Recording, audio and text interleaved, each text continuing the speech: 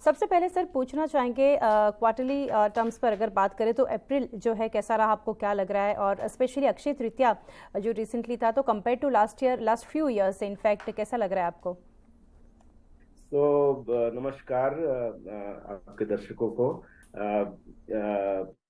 मार्च के आखिर से ही थोड़ा गोल्ड प्राइस में स्पाइक हुआ था और वोलाटिलिटी आई थी, जो अप्रैल में भी शुरू के 10-15 दिन कंटिन्यू हुई।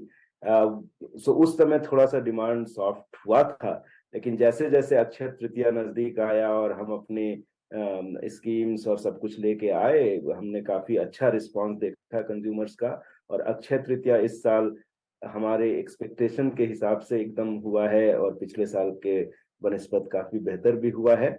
सो पिछले साल भी अक्षय तृतीया अच्छा था। आपको अगर याद होगा, पैंडेमिक के बाद पहली बार 2 साल 3 साल के गैप के बाद अच्छा अक्षय तृतीया गुजरा था। इस बार भी काफी अच्छा हुआ है। जी डेफिनेटली। और सर काफ़ी नंबर्स जो यहाँ से हम अच्छे देख रहे हैं, तो रेवेन्यू ग्रोथ की अगर बात करें, क्या ज्वेलरी बिजनेस का इन पर्टिकुलरली अगर बात करें तो टारगेट क्या आप रख रहे हैं फॉर FY 2024? देखिए, हमने 1 साल पहले अपना ज्वेलरी बिजनेस का लॉन्ग टर्म टारगेट के बारे में बात की थी कि FY 22 को अगर बेस लाइन करेंगे तो 2.5 times on a large base we want to be there by FY 27। तो वो टारगेट पे हम बराबर चल रहे हैं। और FY 24 25 26 उसी टारगेट को मद्देनजर रखते हुए, which is definitely a high teen growth number we are targeting for, and हमको लगता है कि हम उसको डिलीवर कर पाएंगे। साथ ही सर नेक्स्ट आपके कमेंट्स लेना चाहेंगे, जो कंपनी ने अनाउंस किया था reduction of commission and incentives to dealers, तो इसके ऊपर आपके क्या कमेंट्स रहेंगे? कैसे इम्पैक्ट रहेगा आपके रिलेशनशिप उनके साथ? समय का रिलेशनशिप है और ये जो एडजस्टमेंट्स होते हैं ये ऑपरेशनल इशू हैं। आई थिंक इसको जरूरत से ज्यादा तवज्जो दी जा रही है हमारे बहुत सारे कॉन्वर्सेशंस में, मीडिया में एंड इक्विटी मार्केट में। ये 15 साल के बाद हमने फिर से इसको थोड़ा सा एडजस्ट किया है। पिछले 15 साल के दौरान तनिष्क का product portfolio, market portfolio, studded gold, gold में कॉम्प्लेक्सिटी, कई तरह के नए रेंज हमने इंट्रोड्यूस किए हैं। और जो पिछला टर्म्स ऑफ ट्रेड था वो अलाइन था 15 साल पहले के प्रोडक्ट पोर्टफोलियो और डायरेक्शन को। अभी एक नया डायरेक्शन है, प्रॉफिटेबल डायरेक्शन है जो तनिष्क टीम ले रही है, तो उस हिसाब से उसको अलाइन किया गया है। आई वुड नॉट से reduce all the time, it is adjustment. कहीं कहीं पे इंक्रीज भी हुआ है जहां पे हम फोकस करना चाहते हैं। तो इसमें नतीजे 1-2 साल में पता चलेंगे। हमें तो ये उम्मीद है कि सभी हमारे फ्रेंचाइजीज और अधिक ग्रोथ पर, क्योंकि कंपनी काफी फोकस कर रही है, काफी इन्वेस्ट कर रही है ब्रांड बिल्डिंग पे, तो सभी फ्रेंचाइजीज एक्चुअली फायदे में रहेंगे। और दूसरी बात यह है कि हमने जो कुछ भी किया है उसके बाद भी टाइटन एंड तनिष्क का फ्रेंचाइजी जो रिलेशनशिप है एंड जो टर्म्स ऑफ ट्रेड है और जो उनको रिटर्न होता है, वो अभी भी इंडस्ट्री में वन ऑफ द बेस्ट है। और वो अभी भी काफी उत्सुक है हमारे साथ डिफरेंट फॉर्मेट में जुड़ने के लिए। हमें इनफैक्ट रोकना पड़ता है कि हम इससे ज्यादा नहीं आपके साथ कर सकते हैं। तो इसीलिए हमें कुछ भी नहीं चिंता है, या आप लोगों किसी को भी चिंता करने की जरूरत है कि इसके चलते हमारे रिलेशनशिप में कहीं पर भी। टाइटन कंपनी हमेशा से पीपल ओरिएंटेड, हमारी फिलॉसफी रही है, customer wins first, then franchisee wins and then company wins. वो फिलॉसफी बरकरार है। और एक्चुअली आप देखेंगे इस बार आई केयर बिजनेस में हमने वहां पे फ्रेंचाइजीज जो हमारे साथ जुड़े हुए थे बेस्ट एफर्ट कर रहे थे एंड उनकी profitability up to the mark नहीं आ रही थी। तो एक्चुअली कंपनी ने out of the way, out of terms of trade, हमने काफी प्रॉफिट शेयर उनके साथ किया है। तो टाइटन कंपनी की philosophy always multi stake holder view है। हम फ्रेंचाइजीज को हमेशा चाहते हैं कि वो प्रॉफिटेबल रहें और खुश रहें। जी सर, काफ़ी बेहतरीन इस मुद्दे को आपने यहाँ से एक्सप्लेन किया है। नेक्स्ट सर, पीयर्स के ऊपर बात करें, कॉम्पिटिटिव इंटेंसिटी जो है ना, one nation one gold price policy bye competitors, क्या आपको लग रहा है प्राइसिंग एबिलिटी जो है कहीं ना कहीं इसको इम्पेक्ट करता दिख रहा है ये? देखिए, ये जो बात है अभी काफी हो रही है, बट ये रफली पिछले 18 महीने से कुछ कंपटीशन जो है वो इस फिलॉसफी की बात कर रहा है और इस प्राइस पॉइंट पे चल रहा है। और हमने भी रिस्पॉन्ड किया है उसको पिछले 16-18 महीने से। अभी भी हम नए कस्टमर विन कर रहे हैं, अनऑर्गेनाइज सेक्टर से भी और ऑर्गेनाइज सेक्टर के भी प्लेयर से। तो हमने एडजस्टमेंट किए हैं मार्केट टू मार्केट, हम हमेशा से करते रहे कि बट हमारा वन नेशन वन प्राइस का फिलॉसफी अभी भी पूरी तरह से हम नहीं अडॉप्ट करना चाहते हैं। हर मार्केट का अपना डायनेमिक्स है और उस हिसाब से हम रिस्पॉन्ड करते हैं।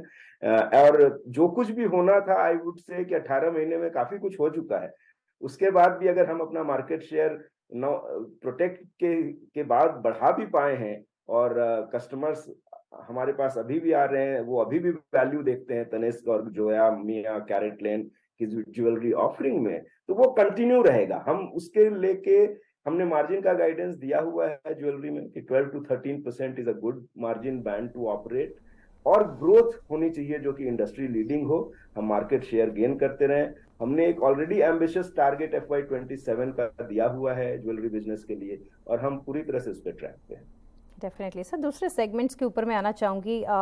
मार्जिन्स और ग्रोथ के ऊपर आपके कमेंट्स लेना चाहूँगी। आईवेयर बिजनेस है, वॉचेस, वेरेबल सेगमेंट्स हो गया, उसके ऊपर ग्रोथ और मार्जिन्स के ऊपर क्या टारगेट रखेंगे, क्या कमेंट्स रहेंगे आपके?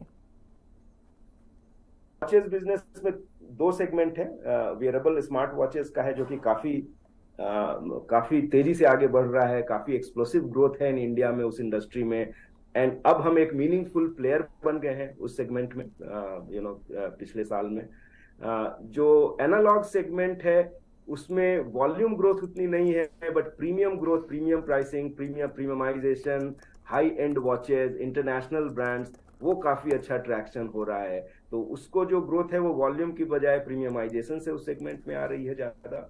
और वियरेबल में premiumisation plus volume both are kind of playing out, and मुझको लगता है कि उसमें भी जो हमारा एम्बिशियस टारगेट था ऑलमोस्ट डबल होने का FY26 तक में, उससे भी हमको लगता है हम अच्छा कर सकते हैं। इस बिजनेस में ऑपरेटिंग लिवरेज की संभावनाएं काफी ज्यादा है।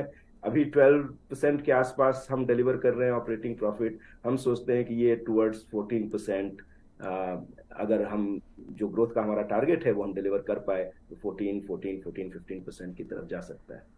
जी, और अशोक जी लास्ट में पूछना चाहूँगी, स्टेक इंक्रीज के ऊपर आप क्या कहना चाहेंगे इन कैरेटलैंड फ्रॉम करंट जो 72% का है, एंड एट व्हाट वैल्यूएशन? देखिए काफी अच्छा कैरेटलैंड कर रही है, फुल्ली इंटीग्रेटेड पार्ट है हमारे ज्वेलरी पोर्टफोलियो की। आई थिंक स्टेक हमारा 72% पे हो चाहे उससे ज्यादा हो, उससे कोई फर्क नहीं पड़ता है। ये मैटर ऐसा है कि जिसपे पब्लिक फोरम में कमेंट करना उचित नहीं है। जब भी बोर्ड एंड जेवी पार्टनर्स आपस में बैठ के अगर कुछ एडजस्टमेंट करना चाहेंगे तो उस समय हम आपको स्टॉक एक्सचेंज के माध्यम से, आपको ही नहीं सभी को सूचित करेंगे, लेकिन इस पे कोई भी कमेंट इस तरीके से करना ठीक नहीं रहेगा। जी definitely. And one more last question Ashok ji, आपका गाइडेंस लेना चाहूँगी इमर्जिंग बिजनेस जो है like fragrance, fashion and accessories, इसके ऊपर आप क्या कहना चाहेंगे? तो ये जो बिजनेसेस हैं इन अ वे हमारे इकोसिस्टम में there are mature businesses and then there are emerging businesses, and they behave like startup. वो ग्रोथ 2x 3x के टर्म में बात कर रहे हैं और हम बहुत ही एक्साइटेड हैं। We are fully supporting them in terms of investment, उनके ब्रांडिंग में, उनके रिटेल एक्सपेंशन में जहां जरूरत है।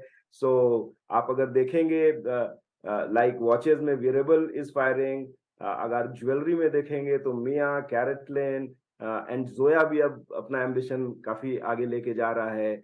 Eye care has its own growth trajectory, and then हमारा Taneira business, and then international foray, then हमने विमेंस बैग में जो अर्थ ब्रांड हमारा लेटेस्ट लॉन्च है। सो ये सभी इंजन अच्छे से फायर कर रहे हैं, and we are fully focusing and supporting to scale up these small emerging businesses because they will become profitable soon if they are able to scale up, and पूरा का पूरा टाइटन का जो ब्रांड पोर्टफोलियो है, product portfolio है, मेरे हिसाब से पिछले 2 साल से ग्रेजुअली हेल्दी होता जा रहा है, and which is a very good thing not for Titan company but for its shareholders and customers and everyone who are involved with us. जी डेफिनेटली।